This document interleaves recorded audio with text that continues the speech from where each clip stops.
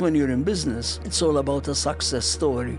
We never hear about the tragedies. That's the game, though. I know about people who lost their flat, their house, because their business didn't make it. Many people that watch these episodes are between 25 to 45. And I get this question a lot. How am I going to buy my first property? And I did a bit of research about it. You can't buy your first property till you're 30, as it is right now. So only 1 in 3 manage. This is a part of the demand that you have for property that is being used for commercial purposes. That is why the price went up. Unfortunately, the world is a rat race. There's no doubt about it. It's a harsh word. If AI could solve every problem except one, what problem would you leave for humans? I'll go back to what I said before.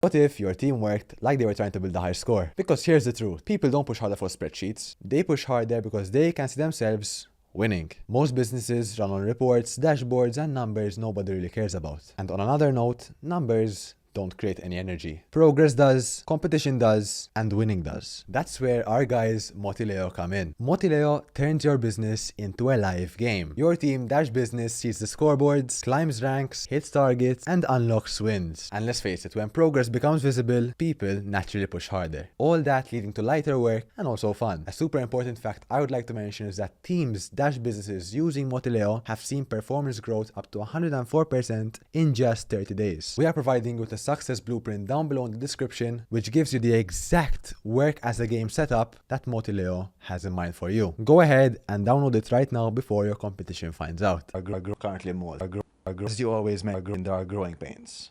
We're growing as an island. The past 20 years we have grown in every single situation, business, tourism. But today I'll be speaking a bit about tourism as well because it's important. Are we overreacting? It's very interesting to hear certain comments, what I refer to as the absolutes. There's one issue, they bring everything down. We have to understand, I mean, I've seen the whole transformation of the last 40 years in tourism, but particularly the last 10 years. We grew at a very fast rate in a very short time, mainly and mostly a bit before COVID, and after COVID even more. Because what happened till COVID, we were seeing a lot of records in figures. But after that, we were so scared that the industry wouldn't pick up again, that it was all systems go. Government pushing from a marketing point of view, keeping all the airlines cozy so that the airlines won't leave us, because obviously we depend on our linkage. If we don't have any airlines, there's no tourism. It's all about sea and air in Malta. And that's how our tourism grew, with different airlines coming to the island. So everyone, even the private sector, was pushing. And the moment we opened the floodgates, our airport, from literally zero tourism, everything... What is zero? Zero. Wow. Literally. Imagine. And the moment we opened our airports, we were all like fingers crossed. We didn't know what was going to happen, imagine. And the graph just moved straight up, steadily, as if we were never closed. Now, the reality is, it wasn't only because we prepared ourselves, but also because there was a very big demand. People were so frustrated. In fact, tourism grew everywhere. But let me tell you what happened. The last years, a lot of businesses became very cash-rich. With all the business that was going on. And consumers' confidence and business confidence grew so big that everyone was investing. I know somebody who had 6 establishments, 6 restaurants. Today, this person has about 54. Imagine. Somebody who had 1 hotel ended up with about 3 or 4. Somebody who had 2 apartments ended up with 20 apartments. So this is what business confidence brings. But the way I see it is, nobody was seeing things from a high development framework on top. Everyone was tweaking their little bit. And everyone was investing like there's no tomorrow. Now we're at a situation where we need to manage this growth. And we need to know exactly from the supply side.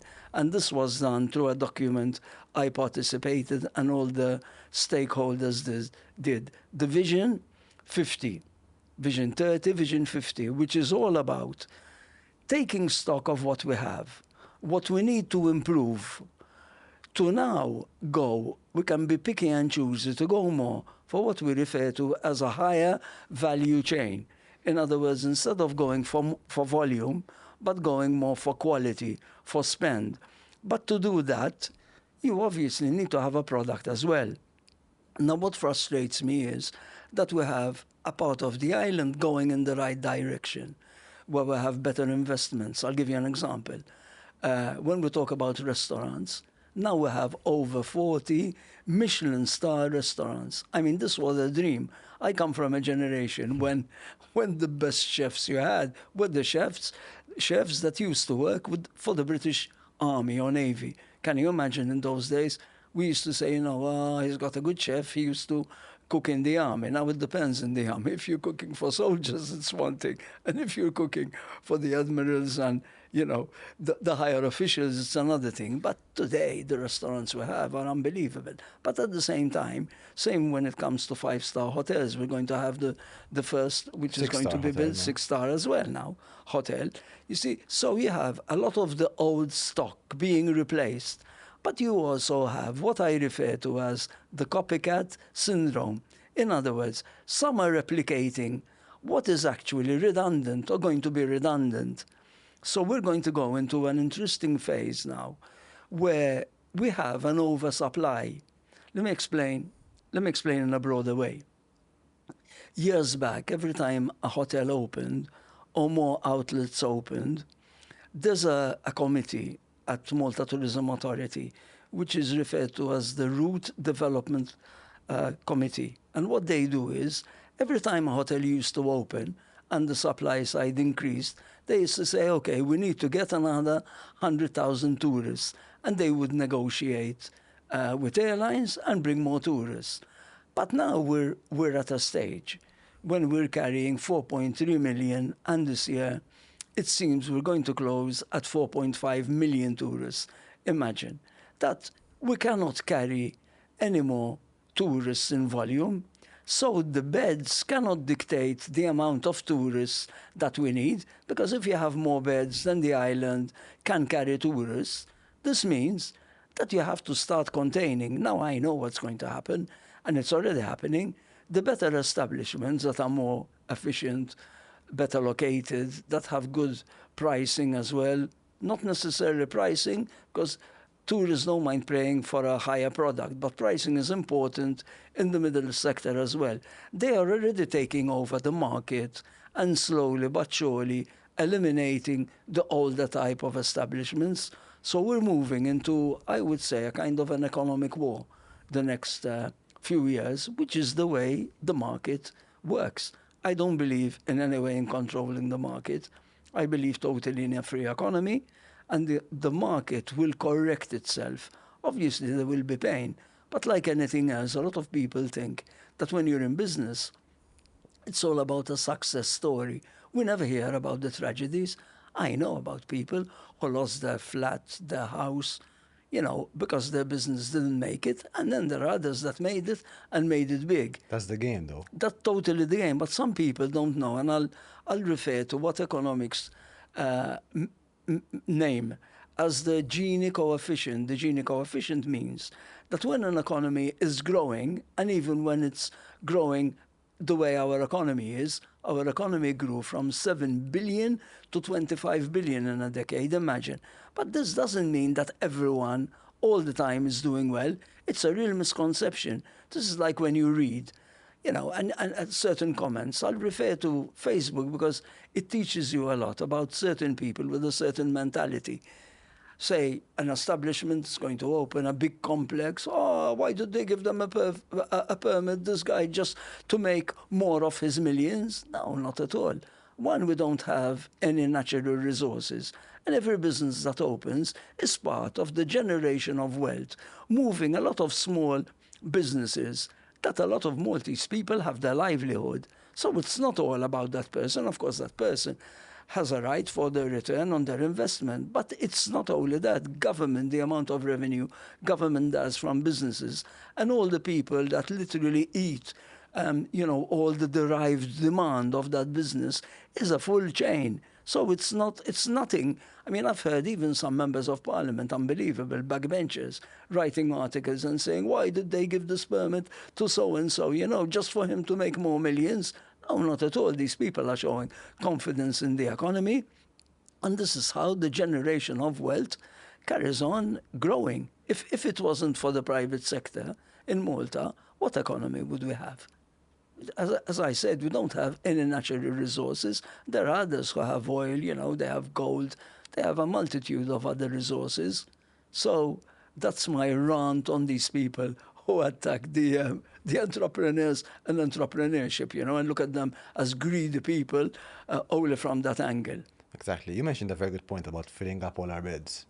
And I found this statement by Deloitte, and they stated filling all our planned hotel beds needs 4.7 million tourists a year. Do you think we are able to get these people? Let me tell you, we are before our times, because the projection was that in 2030 we would hit 4.5 million. We're going to hit that 4.5 this year. Can you imagine? Now, the challenge is this. You need critical mass, because if you have volume, you need critical mass. And the socio-economic situation has changed completely. I meet a lot of people that are all nostalgic. They talk about what Malta was. People from my generation. Now I'm a bit of a different animal because I never left the scene. I'm in motion all the time, so there's no generation When you gap. say scene, it's more of the party industry.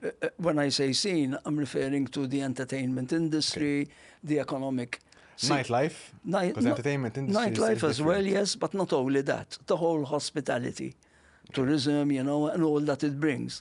I mean, I remember the days, just to give you an example, when tourists used to come to Malta and they used to tell me, now a lot of people talk about those days and yearn for them to come back. And I remember tourists telling me, Philip, I'm sorry, we won't come back to Malta. This is at my club. Because all you have is sun, sea, and history. That's all. We didn't have enough entertainment. Today we have entertainment, and we're moving up the chain as well, providing even better entertainment. Okay, I've been pushing a lot for entertainment for the over 40-year-olds, because we have a lot for the under 40-year-olds. What do you believe that entertainment consists of? Okay. Over 40. Let me explain. Because if you look at our demographics, and this is another thing I'd like to clear, you're giving me the opportunity, because we have time, to clear a lot of pointers that I never quite have the chance to explain. And one of them is, because Malta's become a party island. No, it hasn't. There is a segment. Nightlife is only 8% of our GDP of tourism. Can you imagine? 8% only. Now, a lot refer to it, Malta has become a party island and all that. No, it's not true. What happens is, in summer, and you have an element, what I refer to as the boisterous youths tourism. And mostly the distressed areas are the 17, 18, 19-year-olds that come to Malta, a lot of them from Sicily, with all due respect.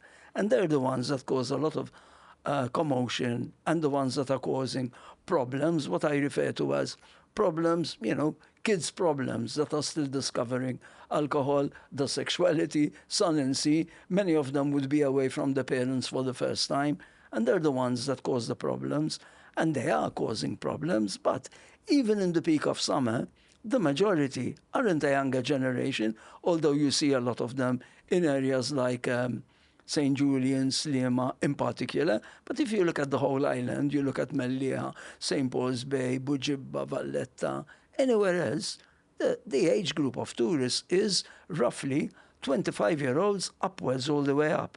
So our demographics are into three categories. You have the biggest demographic, which is 44-year-olds upwards. Then you have 25-year-olds to 44. Then you have 25-year-olds under. Now, a lot of entertainment is based for the younger when it comes to nightlife. So I believe we need more quality entertainment for the older type of tourist. When I started, it was all about British tourists only, mainly what I refer to as the post-colonial tourists. When Malta was still a British colony, we used to have British tourists. Then Malta didn't remain a British colony, and we started having the post-colonial British tourists. But what happened is, the country realized that you can't depend only on one nationality.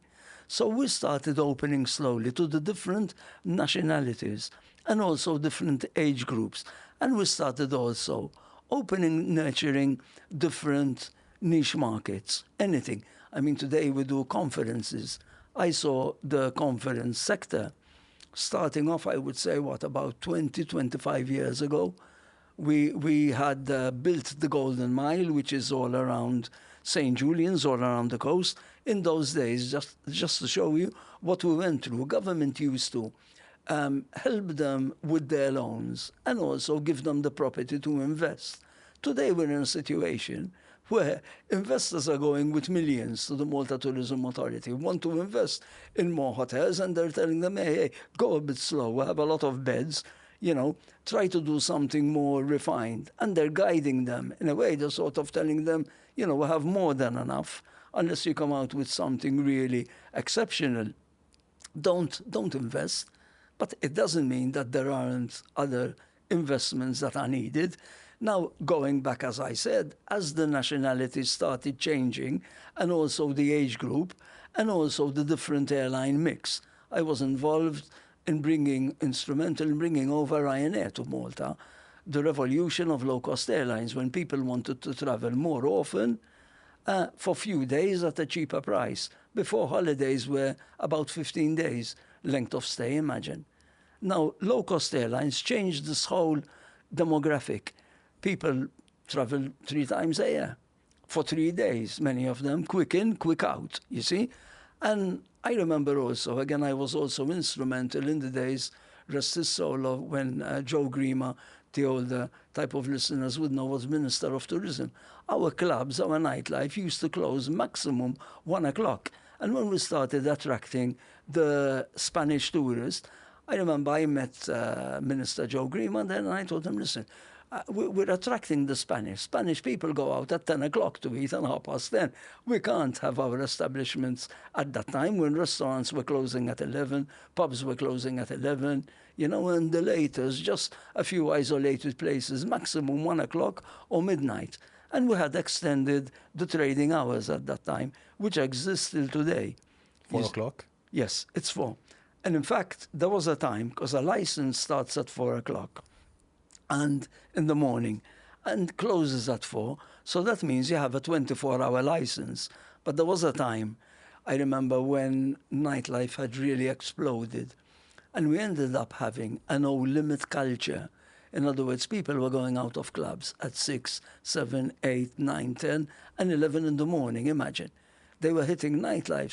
Some people were hitting nightlife.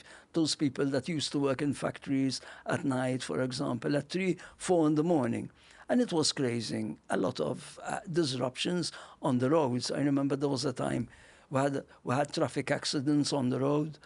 And they sent for me, as being a spokesman, in particular for the night economy at that time, the government of that time, and they said, Philip, we have to do a cut-off period. And what we did is, between 4 o'clock and 9 in the morning, you cannot play amplified music. So that kills the vibe. So essentially, nightlife stops at 4 o'clock. But beyond 4 a.m., if you have a license till 4, you can still serve alcohol and food, but people don't drink when the music's over. So essentially what you're saying is, at 4 o'clock, nightlife ceases. I want to go back to a very important point you discussed before, the very beginning of this episode, because it stuck in my brain, and it's very interesting. You stated people were investing like no tomorrow. Can you elaborate a bit more on that? Sure, they still are till today. I mean, if you look around, this is what really scares me. Malta is the size what it is. It's not Australia. And we know that we have certain pockets that are very, very congested. Now, we are at the most important time, and we're not late. We're not late at all. Where we need to manage our growth. And this is all about what we read about nurturing more open spaces, okay? Controlling certain building in certain areas. I mean, I remember there was an editorial in a Maltese paper, English written, where I referred to Paceville as our mini Manhattan. And the editorial ridiculed it. And all these usual, keyboard warriors were attacking. What's he talking about? Mini Manhattan, mini this and that. The reality is, if you look at St. Julian's, Paceville in particular, that's what it's being developed in. Today we have clubs that are penthouse clubs right on top. And a lot of activity and high value added of business is created there. A lot of money is spent in these places. As I said, you have a complete mix. You see? So when you look at the different type of investments, it's important that now we invest widely. And as I said, we are very, very cash rich to an extent. When I mentioned that our economy grew from 7 billion to 25 billion, our household savings, in other words, money in all the banks by Maltese, is about 15.9 billion. Now that's a lot of money. And that is not the business sector. It's not business activity. It's money. Anyone from a pensioner to a student who might have 500 euros in the bank or 100 to somebody who has a few million.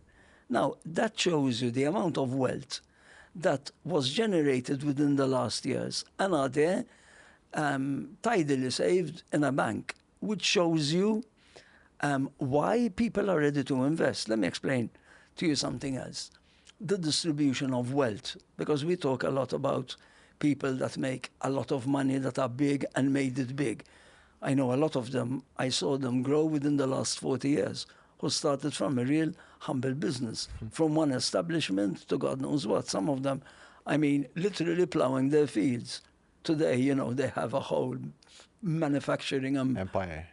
unbelievable, I mean, all sorts of businesses, when I look at them, and their children have taken over now many of them, I mean, they didn't even know how to write their name. Literally, they were illiterates, but they had a good business acumen, what I like to refer to as emotional intelligence. Now their children are all with PhDs, all of them very qualified, and they're taking over the business. So when you look at all this, and when I said, I'll go back to your original question, like they're investing like there's no tomorrow, because business brings business. And this is happening, but we need to manage our growth, very, very important. And we need to manage also our investments, where we are investing. Let me give you an example, what I mean when I say managing our growth. We now have 130,000 foreigners working in Malta. This is another misconception. It was used politically, and I'm a bit allergic to these populistic, punchlines, okay? That then are caught up by the same echo chamber, and they're repeated and repeated. One of them is, because the government got all these foreigners. Now, I'm not being defensive for government. I'm being defensive, if anything, for the business sector, okay?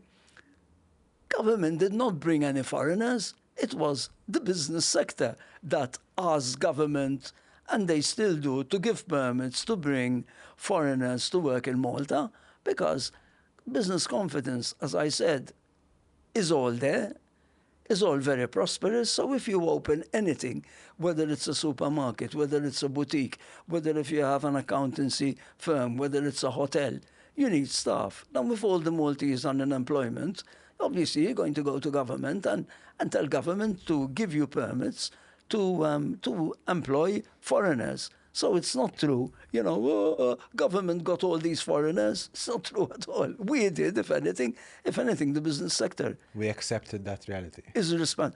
It is. Now, I was referring to what we could do to manage the amount of foreigners, because the reality is, as I said, the island, the size is what it is.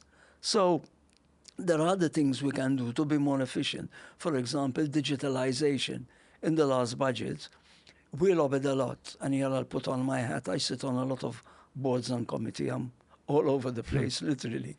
And at the Malta Council for Economic Development, we lobbied a lot for digitalisation, for grants and help and tax credits by government for digitalisation, because if we digitalise our operations, anything from a hotel, any business, the amount of staff that you won't need, and will be replaced with digitalized systems is enormous. I mean, it's very easy to say that a medium-sized hotel could do away with about 6 less employees. Imagine that amount in a lot of businesses, anything, back offices, But don't because forget, it's important that it's not only foreigners who lose their job as well, if that's the case. Because I had literally our last episode, we spoke about AI and how it's going to take over many jobs. yes, And we spoke about how the Uber CEO, he mentioned that 9 million Uber drivers will lose their job in the next, I think, 5 or 10 years. I can't remember well. 9 million Uber drivers, just from Uber. Can you imagine if we digitalize a whole economy, what will happen to Malta? Okay, we have our problems, we have what to fix, but we also have to see, okay, digitalization, it's going to improve, it's going to help. It helps me, and I'm a small business. But at the same time, if we're going to digitalize businesses, you're going to chop off a lot of employment. And that doesn't only dedicate the foreign aspect, the foreigners aspect, it also dedicates the national aspect of us. So it does help in a way, but it's also harming us in a way as well. I can't say how broad AI is going to affect, and I don't think anybody really knows. But if you look back history, there's always been other jobs that took over jobs that didn't remain popular anymore. I mean, a story I remember when I was young, telling me in the days when they used to ride horses, and all those handcrafted saddles and all the leather stuff you needed for a horse. And they all said, with cars, they're going to be out of business. The reality isn't. They had more business because they ended up doing all the leather for the cars in those days, which were mainly handmade, etc. You see? So there's always displacement. It will go somewhere else.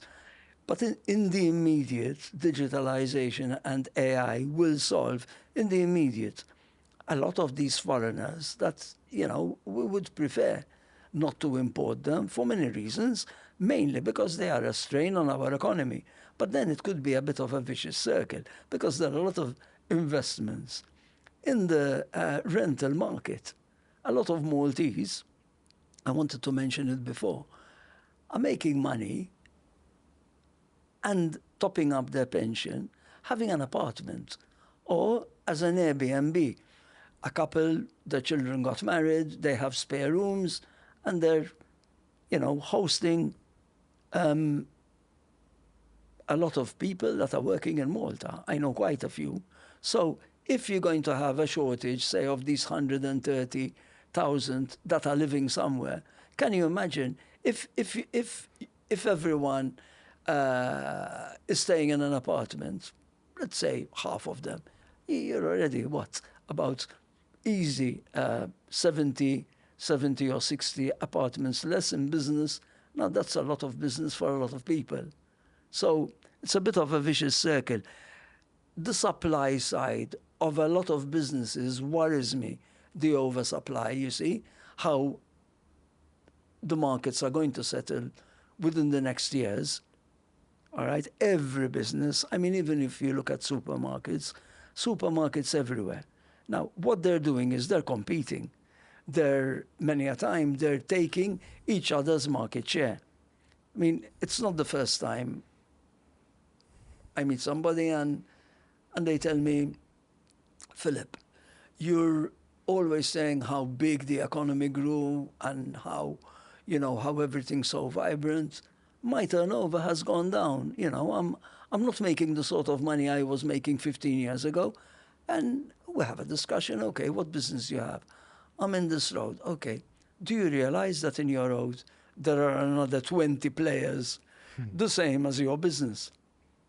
I mean, what do you expect? You were on your own.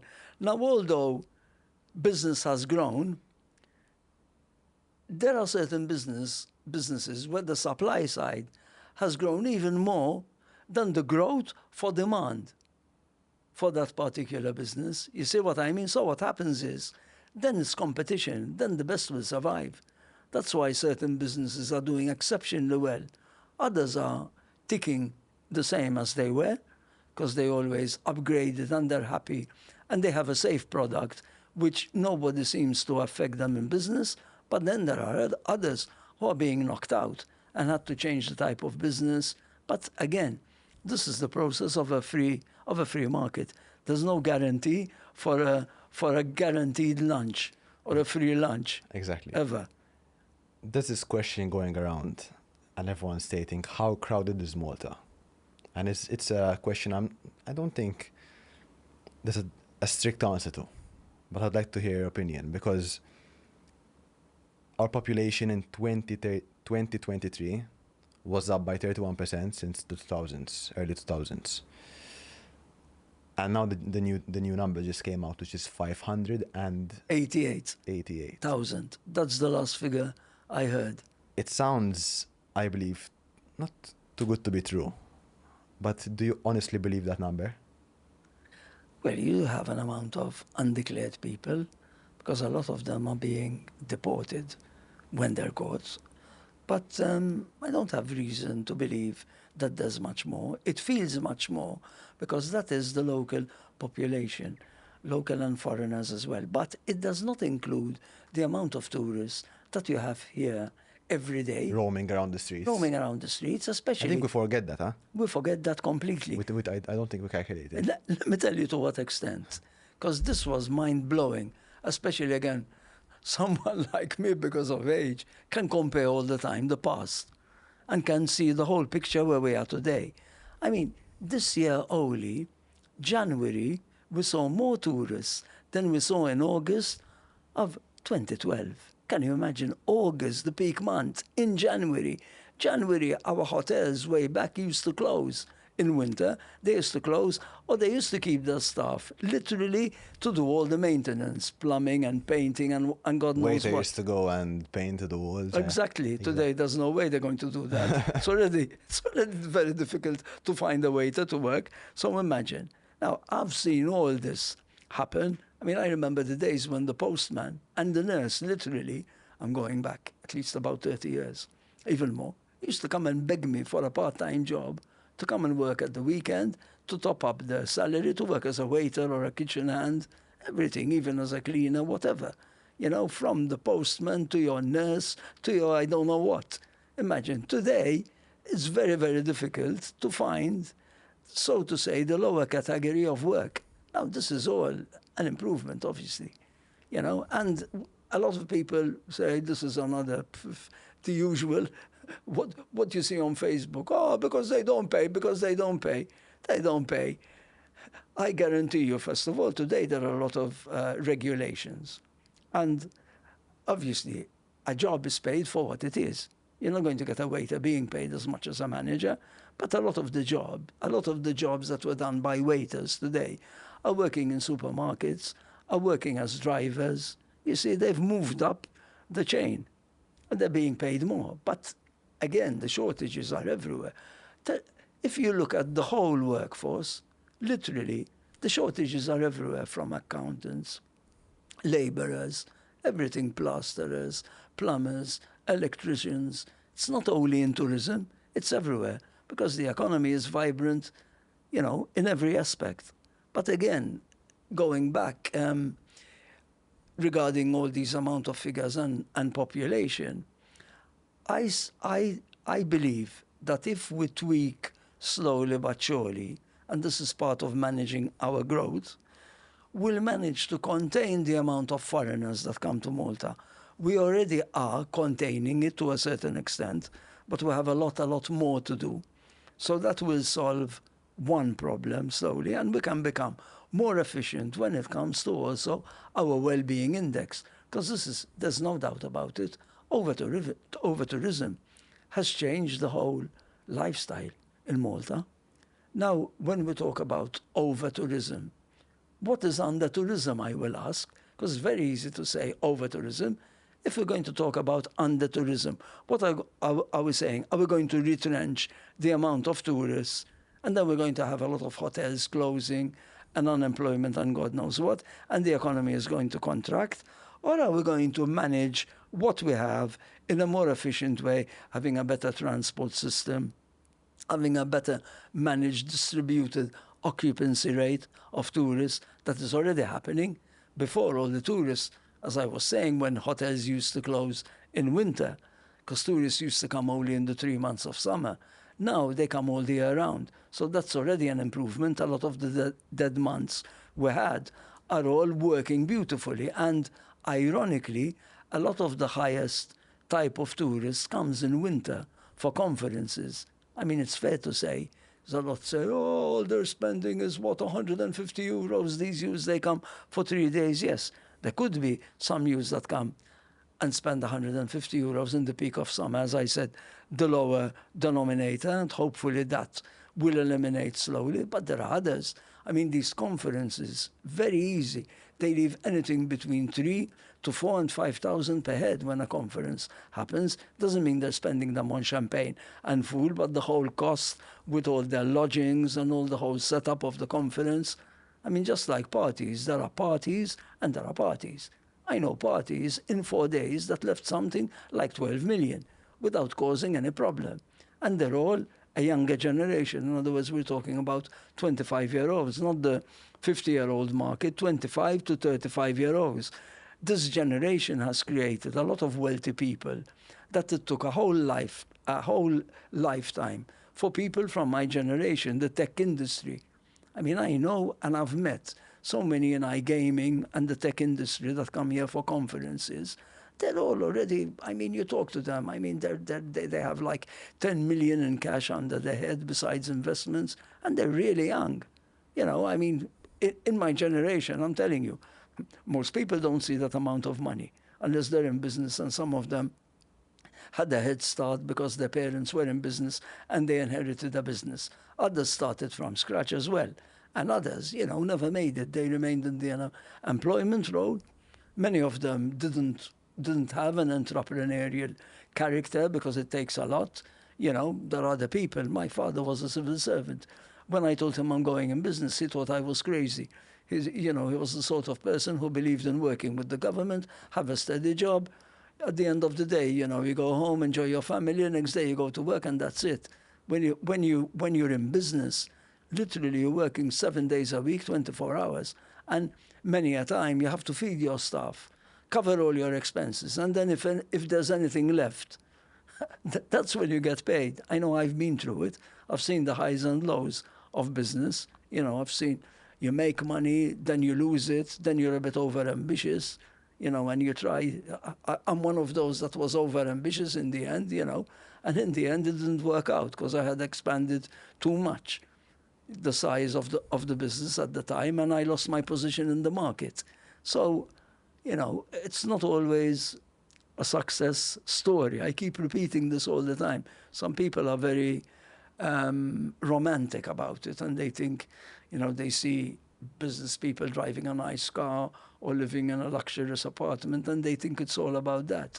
It isn't, and especially in Europe, not in America.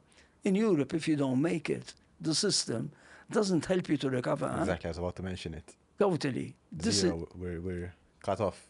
Unbelievable. In America, and I don't know if you know the story behind 7-Up, there was a fizzy drink. 7-Up was all about somebody who made it the 7th time. He didn't succeed till the 6th time. His business always, you know, didn't make it. He went bankrupt. In America, they help you when you're in that situation. In the States, so let me explain it myself because I was researching a bit about this. Yes. In the States, if you're bankrupt, you can start again. Start fresh, and actually, it's a very good point that people who would like to invest in you, they look at that and they say, okay, he failed twice, 3 times. It shows that you're trying. It depends at what scale. If you're just losing money just for the fun of it, obviously, it's not the right way. But in Europe, if you consider yourself bankrupt, you can't have a visa, you can't sign any agreements, you can't buy your house, all these different things you're black marked, you're done. For us, we're always with caution. Okay, what if I spend this? What if I spend that? What if I try this? What if I try that? And as you mentioned, not everything is a success story. So I agree with what you're saying. In fact, it's a bit sad in a way because, especially in a small society, but, you know, I'm told it's not only in Malta, it's in all Europe, but Malta in particular. You could end up with a bad name, you know. Oh, that guy, all he does is he bankrupts business. He's not stable. That poor person, you know, I mean, he tried and it didn't work. But then it depends a lot on your personality, Exactly. how you sell What I mentioned yourself, before. and explanations, you know. I mean, it's very easy to see when someone is overspending. And I mean, I meet quite a few people that, I'll give you an example, they don't live in the reality of costings in a business. They have fantastic ideas. They do everything to perfection, you know, and you see the place perfect. And the first thing I say is, everything's perfect, but this business is not going to turn over. There's no way that they're going to turn over enough to cover these expenses. And with all due respect, with my experience, I see that loss coming in the end. You know, what happens is you become so aware after having been in it that when you look at a place, the first thing is you ask, what rent are you paying? You look at the place, let's say we're talking about a restaurant. How many covers do you have? 40. Let me see your menu. Okay, your pricing. Look at your staff. And then first thing I say is, he's got too many waiters for the amount of tables. He's got too many people in the kitchen. This guy will be busy all the time. Everyone will say what a success, and he'll be actually losing money. And I've seen so many businesses that way, you know, just because they don't get the right costings. It's a balancing act all the time between keeping your levels, but keeping your costings as well to reflect the turnover of your business. And the thing is, many of these places, the prices are high, so they can't increase the prices for their food. Exactly. The service is exceptional, but again, that business cannot afford the amount of staff to sustain. As I mentioned before, I think I mentioned this word, the growing pains. I like to mention it a lot, especially in Malta right now. I'm still 20 years old, so I haven't seen I was You're very mature for your age. Thank you If so you don't much. mind me be patronizing, I tell you. Thank you. But my point was that I started to understand life the last 5 years. Obviously, you start to roam around, see places, go to your friends and see what's going on. When I was 13, 14, I used to go to a place and buy a smoothie, and I used to find a Maltese working behind the counter.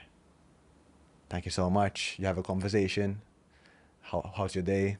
Etc. Talking in Maltese, it's a nice language. I think we're one of the few countries in the world that have our own language. And now you just go to a place, and the Maltese are nowhere to be seen. Is that part of our growing pain? It is actually. Let me give you a bit of a figure. We now have 4,000 restaurants, bars, places of entertainment. 4,000, no joke. Now, imagine all the Maltese that are available. They're so far, you know, certain establishments, you're lucky if you find one Where are we, or two. if I may ask? Where are we? Some of them are still working in the industry, but if you distribute them between 4,000, you're going to have one in every place with gaps. Another two, there aren't any. And besides that, they've moved up, as I explained. They're not working anymore as waiters because there are opportunities. They're not working behind the bar anymore. Some are. In fact, whenever you meet a local, and this is part of the growing pains. I mean, it's to a certain extent, it saddens me as well, because when a tourist comes to your island, they want to meet a local instead of meeting, you know, Exactly. a multitude of foreigners. Makes sense. Now, to be fair, it's happening everywhere, even in Italy. Everywhere it's happening. Anywhere, I think it's anywhere, exactly. In fact, it's very difficult to find staff. Why are we resorting to third country nationals? In the beginning, they used to move from Europe within the free movement of the European Union. Today, you won't even find any Europeans, even the same European countries are importing from third country nationals. Now, you refer to growing pains. Let me give you an example. Obviously, as I said, when our economy grew so fast in a very short time, our electricity was not keeping up. Till about 2 years ago, we had a lot of power cuts. In summer, remember summer? Of course. Every single day. You know what I mean? Now, And long ones, so they were like 5-6 hours. Exactly. Now, what happened, and I think, to be fair, government made a lot of work. Nothing's perfect, and it can't be, because the economy was growing faster, and investment from the private sector was faster than the public sector. The public sector is always keeping up with the private sector, which is a good sign because it means there's a lot of confidence in investment. But electricity, the last 2 years, I believe about 190 kilometers of cables were placed in all Malta, and more are still needed. A lot of the cables were still there, and they were good enough from the days of when the British services were here. But obviously, if you have all these establishments all sucking juice, all this electricity, obviously cables are going to end up being Burn burnt out. out. Totally. So you have that. The same when it comes to drainage. Now, is it perfect? No, but a lot of work has been done. Stormwater, culverts, fiber optic. So these are part of the growing pains that I referred to. And again, traffic congestion is one of them. Managing our growth in that sense. There are a lot of other things. I mentioned digitalisation. So many, our delivery chain, the way we do our deliveries, we're still very inefficient. In Valletta, there's a time frame when deliveries are done, not to clash with activity in the area. We still need to introduce that in town centres. I'll put on my hat now as chairman for town centre management of St. Julian's and Paceville. That's something, we're working on as the area stabilises as well. Growing pains. We can't say, for example, closed for refurbishment. I'll give you an example. The airport. They're doing a project of about, I think it's 340, 380 million of expansion. We can't say close the airport till they do the work.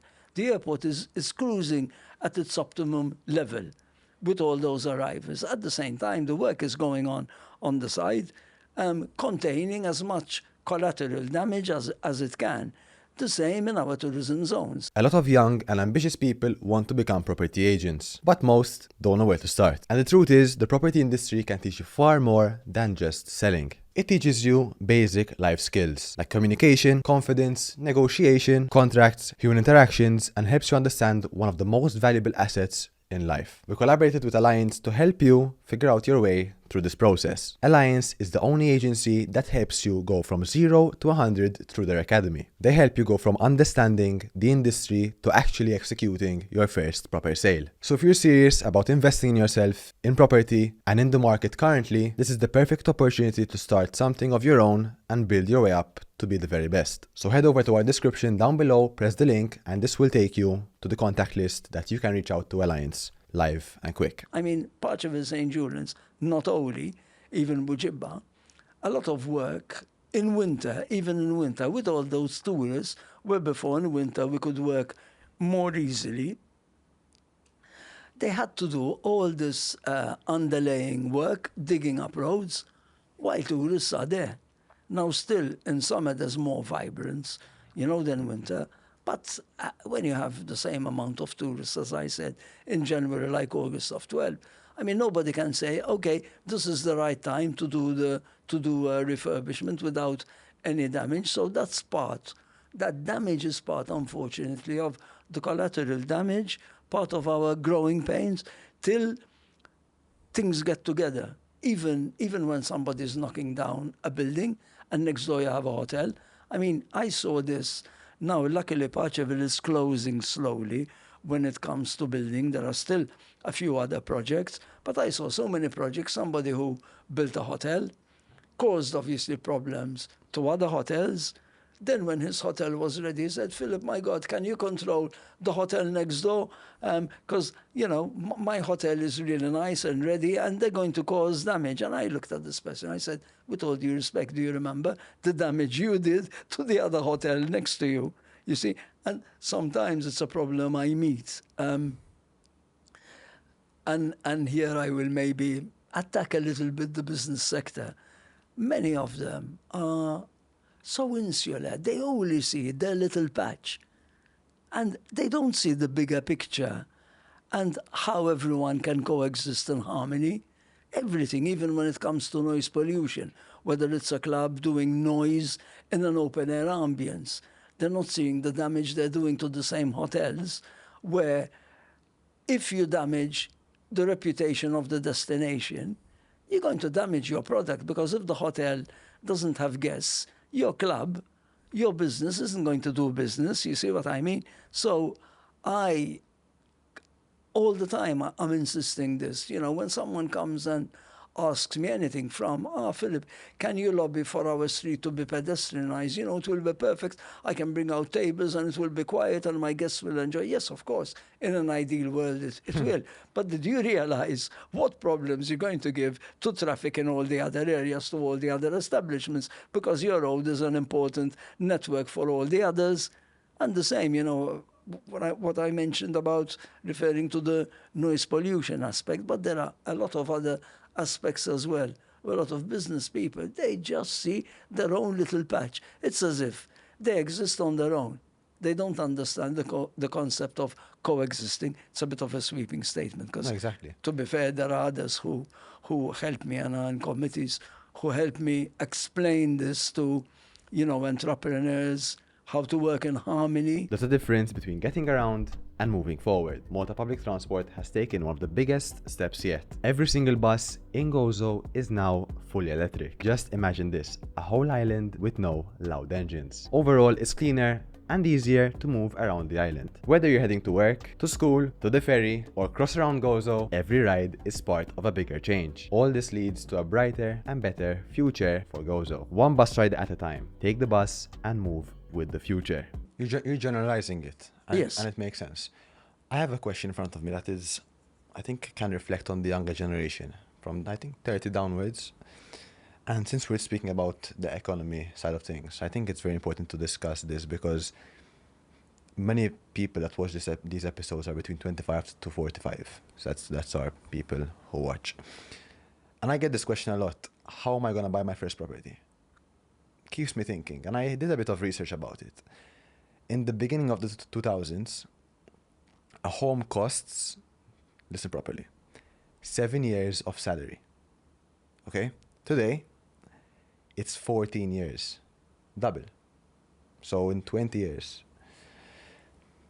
So people calculated you can't buy your first property till you're 30 right now, as it is right now. People don't have a salary of 14 years in their bank. So they can't save everything. They have car bills, utilities, and all these things. So let's say they have the down payment. Go to the bank. See if they accept the bank. So this is a very, very big problem as well with the grey listing and the problems we have with the bank. It's a whole mess. So only 1 in 3 manage. The statistic is. Do you believe this problem considers a functional country? The way I see it is, this is a part of the demand that you have for property that is being used for commercial purposes. But there's so much flats and so much apartments. Yes, but that is why the price went up in many, many ways and made it difficult. Property has gone up because there's the demand. That's the reason. Even the scarcity of land has increased prices as well. Now you said 1 in 3, the statistic. 1 in 3. 1 in 3. There are others. Excuse me, deposit.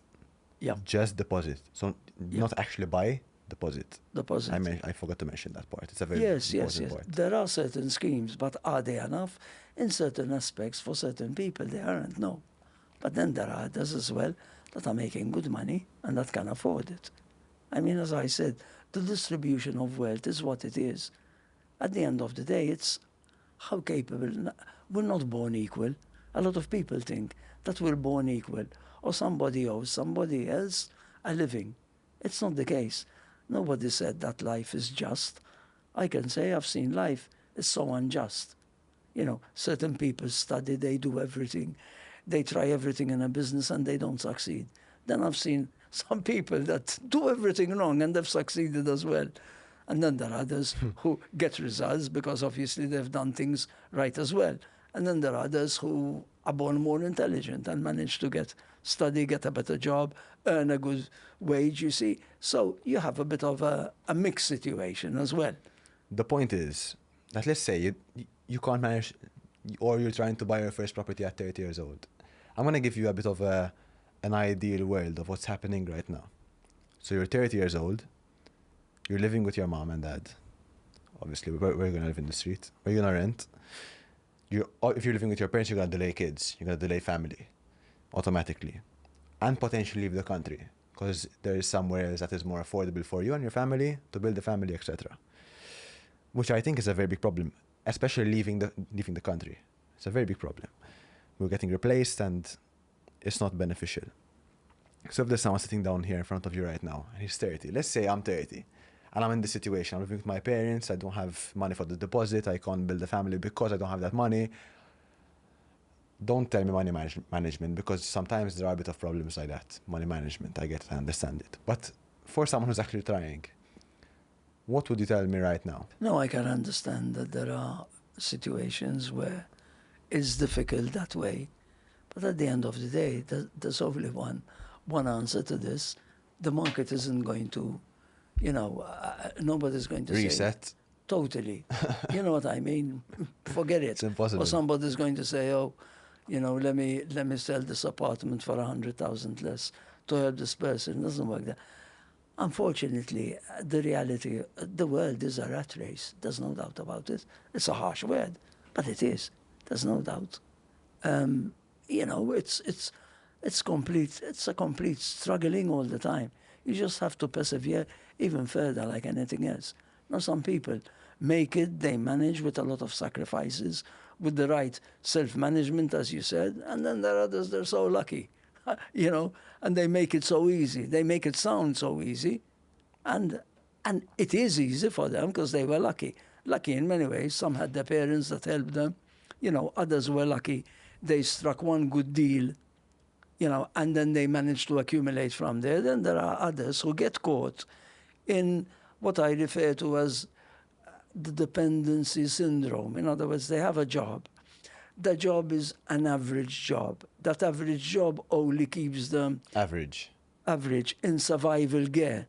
In other words, they might put away a bit of money, but never enough, or it's going to take a long time to get this famous deposit, But these are facts of life, you know what I mean? I mean, again, there are schemes where government has helped. Has government helped enough? Can government help everyone? Slowly but surely, the more the country gains wealth, I feel government can come in. Sorry, can I stop you here? Yes, sure. We expect that many of us just sit down and get money. The government's going to give us money. Yes. It's not how life works. You have to work for your money. And all right, people work. And so there are different aspects to life for many people. You're either going to stay begging and try to get money, or you're either going to work for the money. Now, people, all right, they can make more money by not working as much as you, but that, as you said, it's a rat race. You're either going to escape it and do your own thing, or keep on running, and try to figure it out. Before we put on the cameras, what a short discussion, you mentioned a really good point that life is too fast. How was that conversation? How is the speed of life currently? My generation, we had chance to philosophize, to think about what we're doing, because we weren't pushed into the system. Now, what I see, your generation, you're pushed into the system. Many a time, you don't have time to reflect. We had a lot of time. And now I'm really not a nostalgic person. Believe me, the most important time in my life is today and tomorrow. I'm always thinking in tomorrow what the world's going to be like. And the past for me is only... It's your story. My story. You can't depict it, nothing. It's there. Totally. And in making me a better person, or I'd like to think, than I was then. I believe in this always, building yourself to grow bigger, to understand more the philosophy of life, our reason here, our reason how we communicate. You learn from your mistakes. I mean, I look back and I cringe certain behavior, the way I treated, certain people, and I say, how could I have done that? But the reality is, I am a victim of the human race, like everyone is. Nobody's born intelligent, and many a time we don't learn by design, but we learn by default, unfortunately, And the older you grow, the more you have time to reflect on these things and think. But again, now everyone's pushed into the system.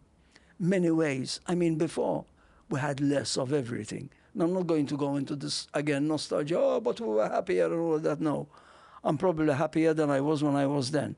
I was happy in a certain way then, and now it's a different form of happiness, because happiness changes according to the period of your life.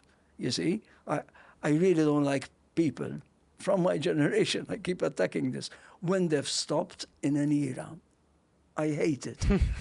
I hate it completely. You know, I'm so allergic. You know, With regards to what style?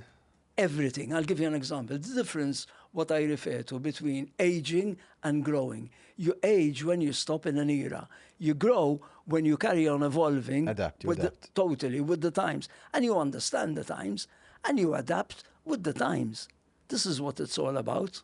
I mean, talking about stress, this was about a few weeks ago. Really interesting. And I was in the car, and I heard this 94-year-old woman on LBC. I listen to a lot, LBC station, they have a lot of political discussions. And they were talking about stress, about all these mental problems and all this. And this woman, very take her as she is, 94-year-old, and she jumped straight into the conversation over the phone, and she said something like this: I'm 94 years old, and I've been through the war. What's all this nonsense about stress? We've been through the war. We were starved for days. We've eaten bread that was stale. We just dealt with it. What's all this talk? I listened to my niece saying she's stressed because her hair wouldn't stay in shape and she's having a breakdown. What nonsense! Unbelievable. But all of a sudden, it hit me. Now, don't get me wrong, I'm not saying that there aren't different stresses in this generation, because this generation has a lot of peer pressure to keep up with a lot of things that before were luxuries. And today, what was a luxury in the past is now an essential in this generation. So those are all pressures. You want your designer clothes. You can't, you know what I mean? Everyone wants a mobile. We used to talk mobile like it's a luxury. It isn't a luxury. It's a very important tool today, but these are all expenses that didn't exist before. All right, the wages were less, and we had less. We didn't go out as often as we did to restaurants. We didn't, enjoy certain luxury as we do today. Now, all these have caused certain pressures, even when it comes to having our own house. We want our car, we want our own house, we want so many things. But when you look at Malta, we have even when we hear, certain people say, oh, you go abroad and this and that, as if abroad, like everything's easy and all that. We have a lot of luxury in Malta. Our health system, free transport. There's a lot for us to be grateful. I think I'm going to be a bit political from a high level, not political local, a bit of local as well. I think we got it right. I come from the political leaning, which is referred to as the third way.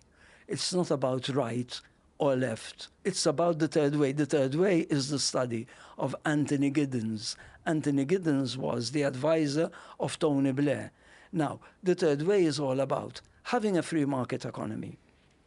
Give all the encouragement to businesses to grow their businesses and create wealth. But at the same time, have a very strong social net with good working conditions, good social conditions. And I think as a country, we have found that balance finally. If you look at England now, they're just changing the Prime Minister.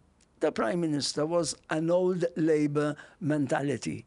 Now, that old type of socialism where it's like restrict, take money from the wealthy and give to the others. It doesn't work at all. Today, there's a very, very nice balance. Nor is it the capitalist generation where the capitalists can do what they want and treat and trod, over anyone in between and just make the money and move roughshod over everyone. Nothing at all. Today, there's a very nice balance. And this is the third way. And in Malta, we have that form of politics. Now, don't get me wrong. I could stay here and we could have a discussion till tomorrow, criticizing of where the system and the authorities can be a little bit more stronger on enforcement in certain aspects and where there isn't a level playing field. But when you look at the big picture, I think we got the right balance. not this attitude of austerity that other countries didn't get it right. They go for austerity. What happens? The economy contracts. The economy contracts, the generation of wealth contracts as well. On the contrary, you need to leave the economy expand. When it expands, there'll be enough for everyone to take a bit of the cake. And the ones that aren't managing to take a bit of that cake, there's a social net as well to help them and hopefully push them to be able to gain ground. I don't like people who just say the negative. And you're mentioning positive, so I like it. Because we're a small island, as I opened up in the beginning. We're a small island, but we have our news statements and our highlights and our because people are throwing rubbish out at the wrong days and all these things. But at the same time, we should be very lucky that we're on an island where we have our sea, we have our history. That's very important to have our history. We should know who we are.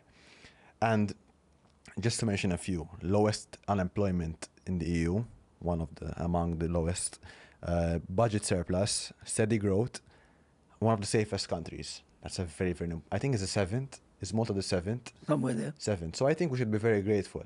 We always attack, us humans.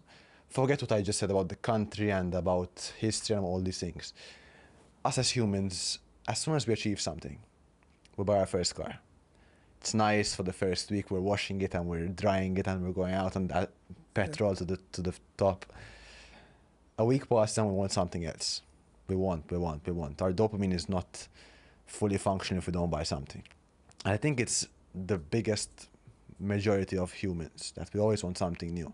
And if we don't get it, we have to put out the bad energy into the world.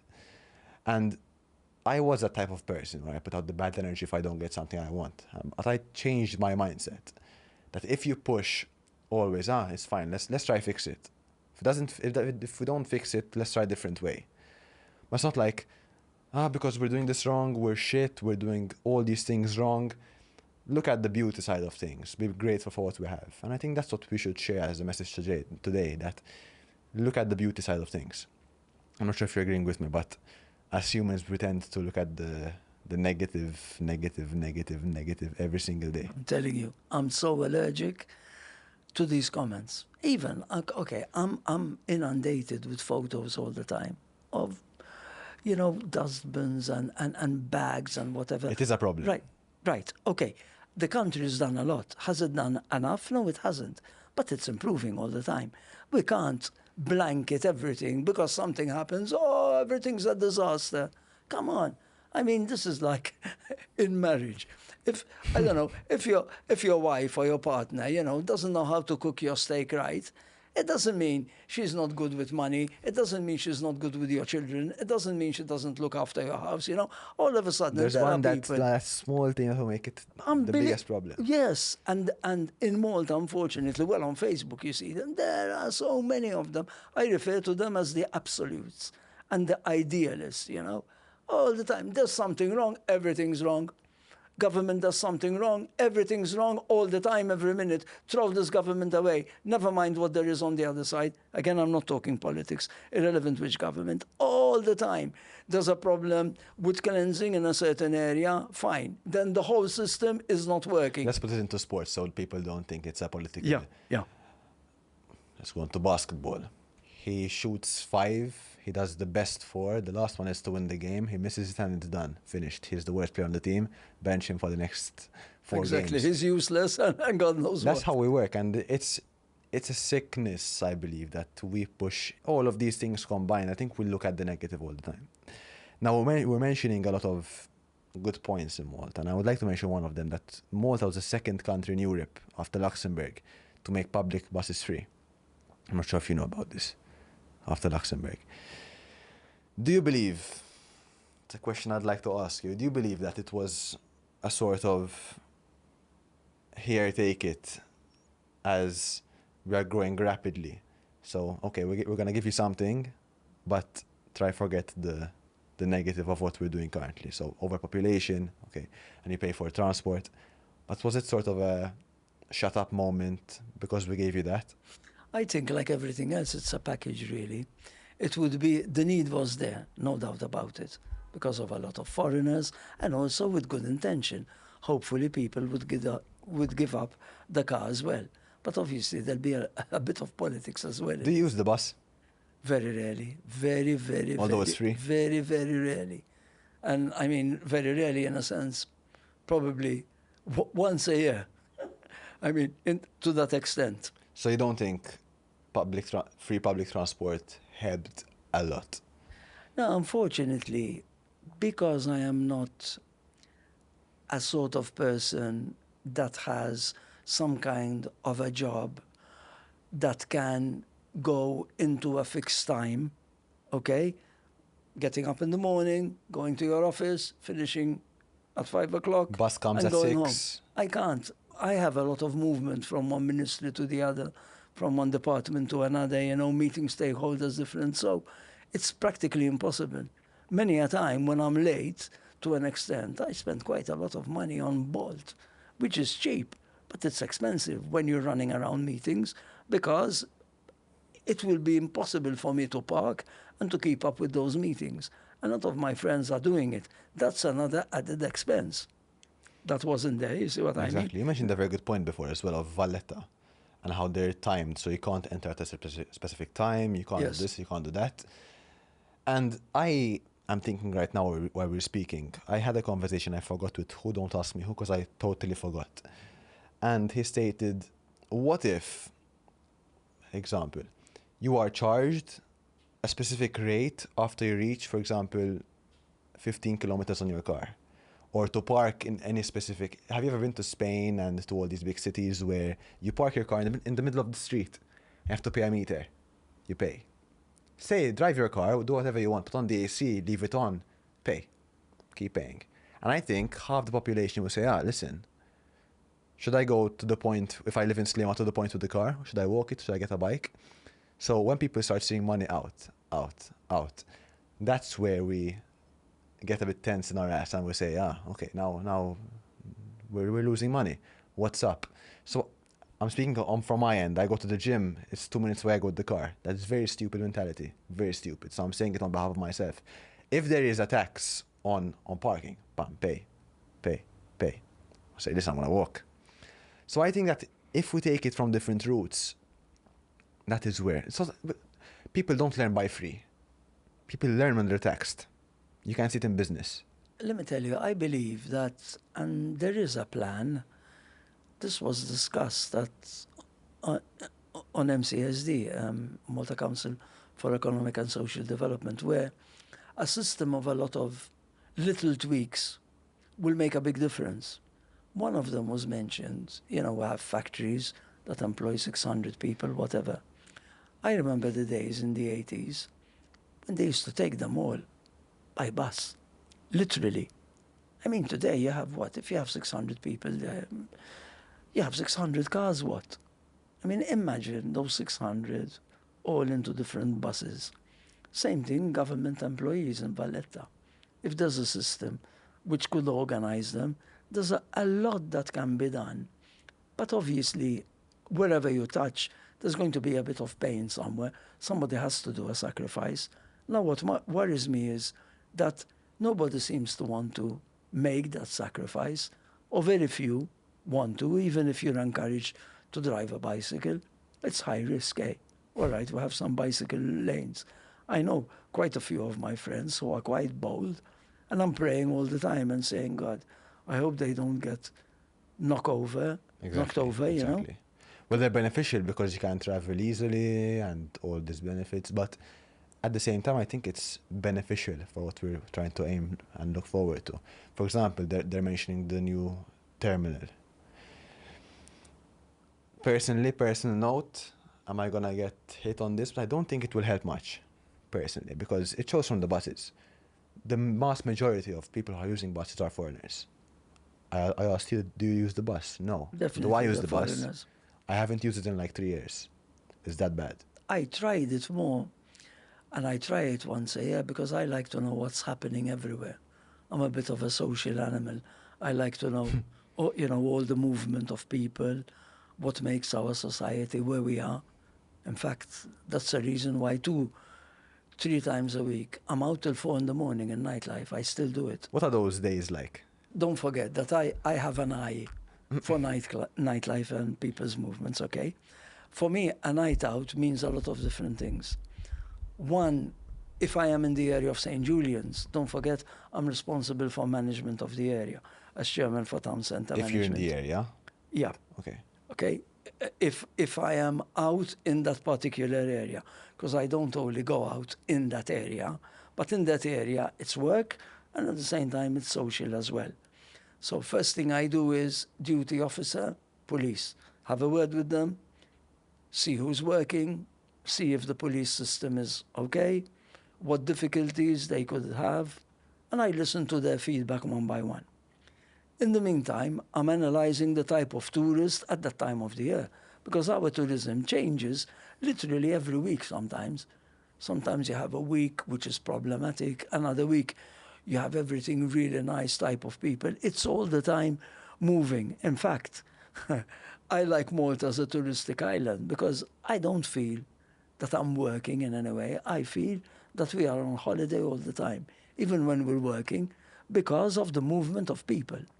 Even when you're out for a lunch break and you're seeing all that movement of tourists, imagine if you're working somewhere in Germany or even in England, in some place. All you have is the ambience of work. You don't have all this movement. Now, whether you work anywhere where you work in Malta, except probably in the factories area, where you don't see tourists, because if you work in Valletta, there's a tourist feel. In Sleeman, St. Julian's, mentioned, Melleha, Bujibba, anywhere. So there's that feel all the time. So when I'm out, I'm seeing the type of tourists, how much they spend, the sort of behavior patterns, how businesses are doing. Even in an area like St. Julian's, that I know literally every establishment, I'm there all of a sudden. It's like, hey, this business has changed into something else. And I wouldn't even have noticed, and I'm there all the time. The movement is so fast nowadays. That's why I refer to it as or our West End or our mini Manhattan. And probably more mini Manhattan because the amount of edifices we have are much more than there are on the West End. The way we're going to have, more high rises. But if you look at the whole island, and this is the beauty of it, every area has now taken a character of its own. Because while we have this commercialism going on in what I refer to as the glitz and glam places, then we have protected as well our villages, what we refer to as community tourism. All these palazzinos, all these old houses turned into guest houses, they're beautiful. And they give the tourist a different experience, because not all tourists come for the same reason. Some tourists don't want the glitz and glam and the towers and the nice restaurants and all that. Some want that and the sunsea and entertainment. There are others who literally want to go to Marsage Lock, go out with the locals fishing on one of the kayaks, or one of the fregatinas. The local feel. Totally. Yeah. And there are others who also go to the village band club and see them, prepare all the artistic work they do for the festa. You have a lot, especially German tourists, they really like this. Or also The art. our history, this is the same like history. A lot of people don't like me saying this, but just to show you the different segments in the economy, how they spend, and all the movement we have. A lot talk, history. Yes, history for people like the Americans will spend a lot of money to come for history because they don't have the history, and they'll come and they will really spend and they'll stay in a good hotel, whatever. But the reality is there's also a segment that come for history. They aren't big spenders. They won't like me saying this.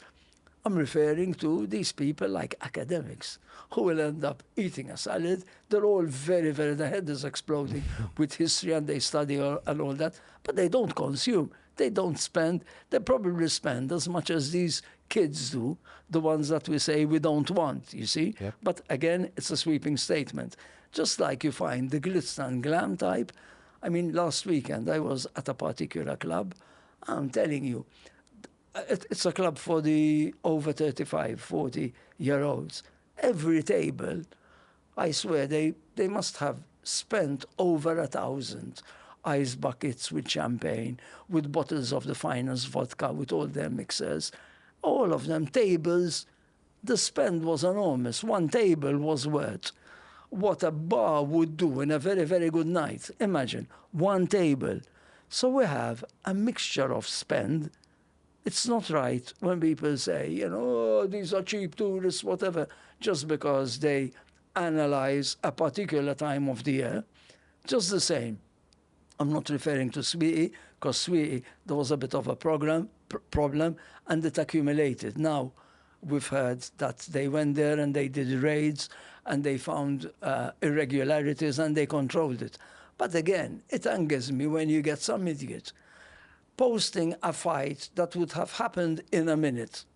Police would have solved it many a time. I'd be there and I see this whole thing happen. There'll be a fight. Police solve it there as the guy, and that's it. All of a sudden, my mobile inundated. Philip, look at this. There's like a revolution going on. And I'm texting back. What are you on about? It was a minute, they arrested them. That's it. End of story. And that story replicates. And then you get all what I say in Maltese, tasharu kaza. These that go into, in other words, a moral panic. And all of, look, are these the type of tourists? Are these, just like when there were those half a dozen guys that were naked, I don't know, on some porch, whatever. I mean, they're not nice things, obviously, but they are what they are. And in the leisure industry, ever since I've known it, you're always going to get people that end up drunk, all right, and cause some kind of a commotion. And although the kids do cause problems in that respect, and as I said, over there it's an area that we can't bargain. We have to be very strong. But I've seen appalling behavior from the older generation as well, believe me. So-called quality type of tourists as well. So it's all a question of, what is the leisure industry? The leisure industry is all about an experience, but many a time it is people, their escape routes, as we say, getting away from their ambience, and it's all about the pent-up tensions. Now, whether you're in a disco, what's a disco? A disco is a workout just like a gym. In my opinion, you're diffusing yourself, you're liberating yourself, no less than you are in a gym.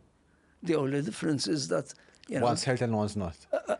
If it's abused, if it's abused with alcohol, if it isn't, with alcohol and even other illicit substances. I want to speak about it. Go ahead. If I'm not mistaken, correct me if I'm wrong, you've been 40 years in the industry, yes, approximately. And speaking about drugs, you've opened one of the first clubs in Paceville. It was still early on, and now it's evolved to be one of the biggest spaces in Malta for nightlife. We're getting a lot of tourists because of that. You mentioned 8% of the GDP. They say it's between 6 and 8, to be precise. So I usually say 7. Let's say 7. Exactly. So it's a good chunk of the GDP. So we're making a good impact there. But my question to this is that you've seen it all. You've seen it evolve. You've seen it grow. But the drugs industry now, it's not just local. It's around the world. We've normalized it totally. So everyone is taking drugs like it's a simple medicine that you take every morning. Is it being controlled well enough? Okay, let me give you a bit of a background, because this is very important to bring out a bit of a context, even for people who maybe don't know quite the history of nightlife and also substance abuse. Okay, I come from a generation, the hippie ideals. I used to play guitar. I used to have curly hair with platforms. I can't imagine it, huh? I'm sorry, but I can't imagine it. I'm telling you, people that know me from my generation will tell you, and very long hair. Unbelievable. But anyway, and, with platforms and music of the 70s, hippie music, and drugs were glamorized at that stage. Woodstock mainly, the famous concert Woodstock, which was Turn On and all that, Drop Out and Turn On. Now, even in those days, there were the health freaks that got high on the natural things, and then there were the others that were into substance abuse. But I can say that my generation glamorized drugs slowly but surely. Okay? Now, I'm a health freak myself. I believe in self management and all that. I wouldn't have survived all these years in nightlife. And unfortunately, I know a lot of friends that were at school with me that, that have died of drugs, overdoses. In many stages, I saw the whole transition of all this when in the beginning it was what we used to say marijuana, we used to refer to it, cannabis today they use, and Weed, you can say in weed, yes, yes. And also in during my teen, youths used to abuse downers, which were like sleeping pills. They used to have, say, a beer with one of these pills, essentially to feel dopey. Okay, coke wasn't existent. There was a little bit of trips in those days. They were very, very strong trips. But again, it was only a very small segment of people, and mainly those that came from more well-to-do families that traveled and enjoyed sort of the scene in London, okay, and then came to Malta. But throughout all the whole years, and coming now to what's happening now, I mean, I remember, I know exactly the first Maltese that had taken heroin, that were on heroin, and I was horrified. you actually saw it. Yes, Wow. friends of mine that were injecting heroin. And in those days, heroin was referred to as a king of drugs. It was a glam drug for the wealthy people. Today, on the contrary, heroin is more of a, I don't like to use this Killer, huh? word because it's more of a drug sort of used in a more commercial, the downer sort of type of drug, unfortunately, without all drugs are downers. Heavy, But heavy, very heavy. it's not the right, but I mean, not like Coke. Coke is associated many ways in the glam scene, more of a commodity. Very much now, to an extent, it's like women putting on their makeup or putting on your aftershave when they go out on certain nights. These are the ones that haven't become addicted to cocaine. So it's become a commodity in that sense. Now, some people manage to have a controlled habit. If you ask me, are they doing any bad? They always are because you're burning your body. But there are others that become really addicted to it. There are others somehow, to a certain extent or to a certain period, manage to live a normal lifestyle and at the same time use it when they need to use it.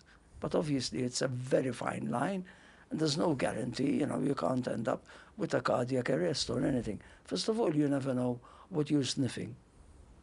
Okay, it could be full of impurities, and many times you don't even know the purity and the strength of your heart. At the end of the day, I am impressed from all the nightlife that I've seen how strong the body is. All the people that smoke so much, all the people that drink so much, all the people that take drugs, Don't sleep well. totally. I mean, I see people from my generation that have survived it, the side effects affecting them now. Many of them are psychologically fragile. I'll give you an example. People that used to smoke dope and they say, oh, it doesn't do any damage, it doesn't do damage. I can tell you, I know people from my generation. Now the mind deteriorates anyway with age, according to your DNA. They are so psychologically fragile, they're paranoid. If you talk to them, the concentration levels are extremely low. To the floor, yeah. Totally. You say half a word to them, and they look at you and they say, are you referring to me? And you'll be talking about something completely different. You see, I see this. Now, these are the ones that survived it, didn't die.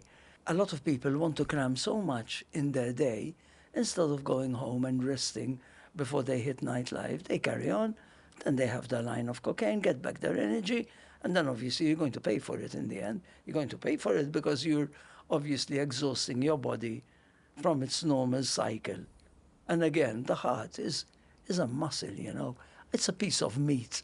This is what I think, and I'm impressed again how much the body can take sometimes. Good note, good true. Yeah, very true. Unbelievable, you know. I mean, when I look at certain people and I say, you know, is this person still alive? Now, don't get me wrong. I could die of a heart attack with all the board meetings I have, drinking water and being a health freak. There's no guarantee it's your DNA.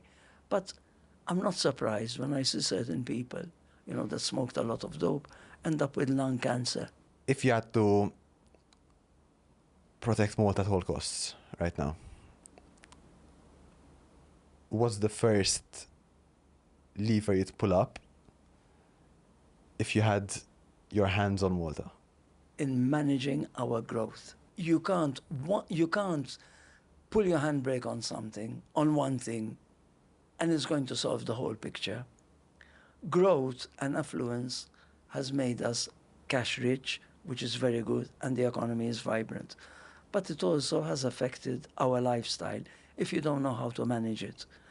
And if you had to ask me, I can't stop anything. All I can ask is for people to reflect more what their priorities are and have a look at their inner self and not get carried in the motion, because a lot of what we see is all created by us, whether it's the businessman who's over-investing and doesn't need to, you know, whether it's that selfish person who's getting intoxicated just because they're not finding peace of mind, you know, whether it's that person who doesn't care about anyone else and is polluting our island in many different ways. You see, so I think it's a multitude of a lot of different things that come with our progress, but feeds very intensely because we are a small island and we're all looking for our own space. You know, I mean, I'm a social animal, as you know, and I'm in motion all the time and I'm with people all the time, but I'm a very private person behind all this. A lot of people might say, you're a private person. Yes, I'm a very, very private person, and I'm all the I think time. rather than, sorry to stop you there, because from your tone and we discussed and I met you a couple of times, I noticed rather than private, you know when to keep your wall up.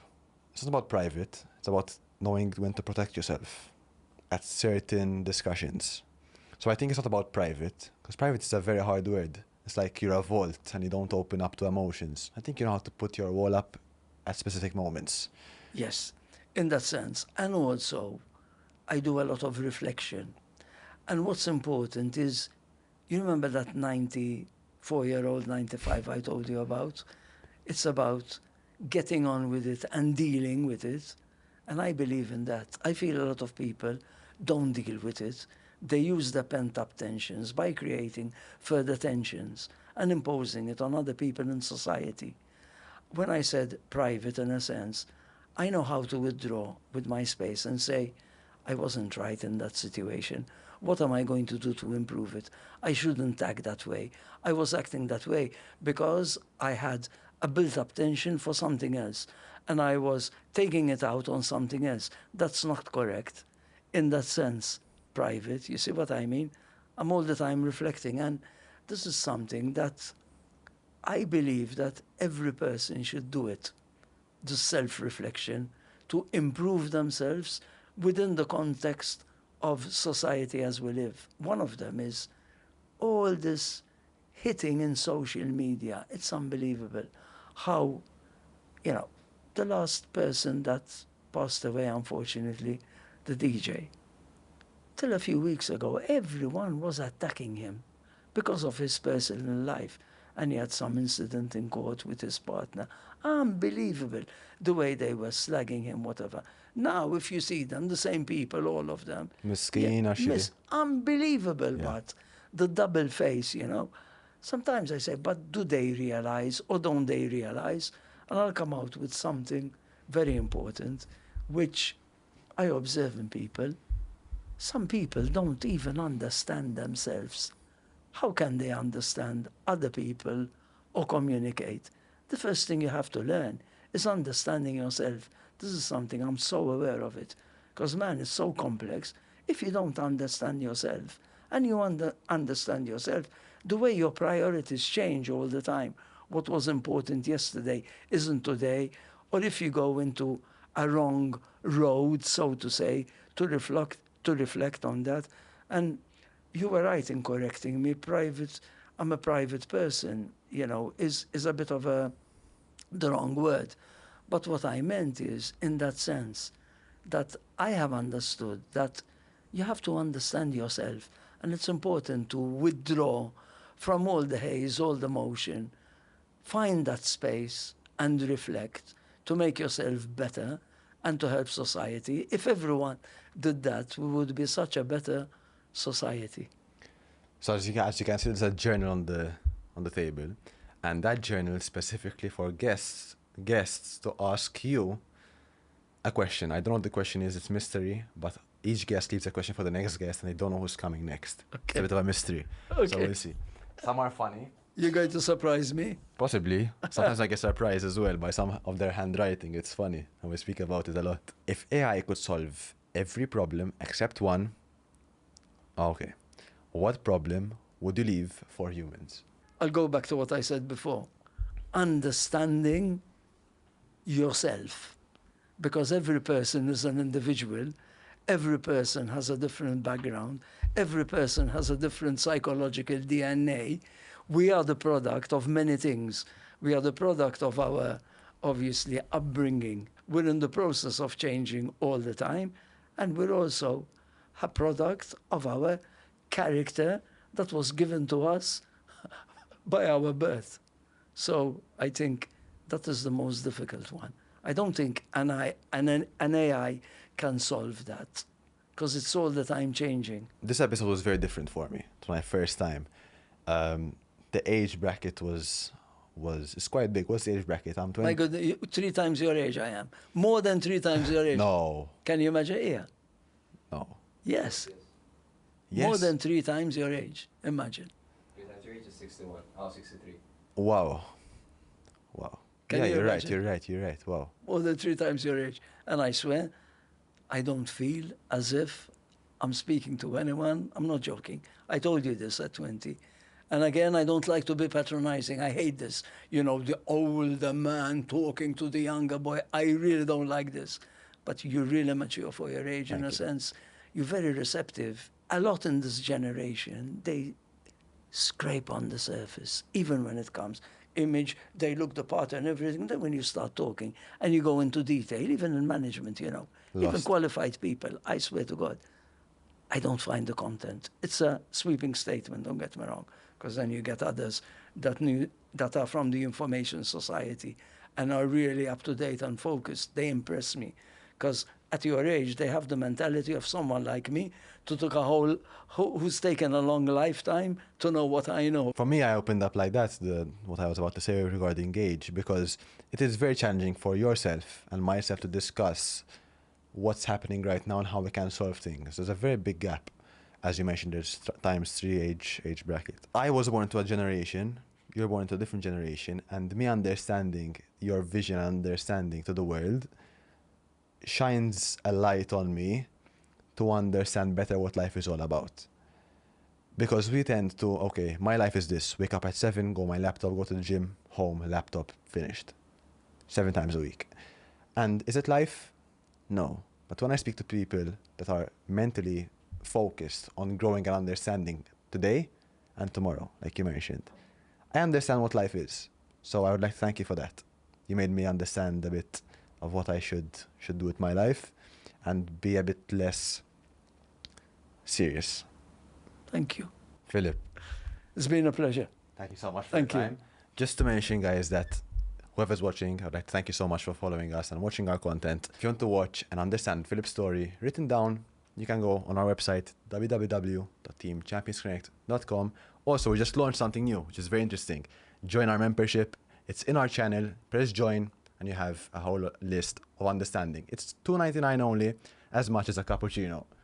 Instead of buying a cappuccino and just drinking that, you have knowledge written down, and you can also ask guests questions, rate them, and also get badges along the way. So thank you so much for watching. I appreciate you all, and as always, Champions Connect out.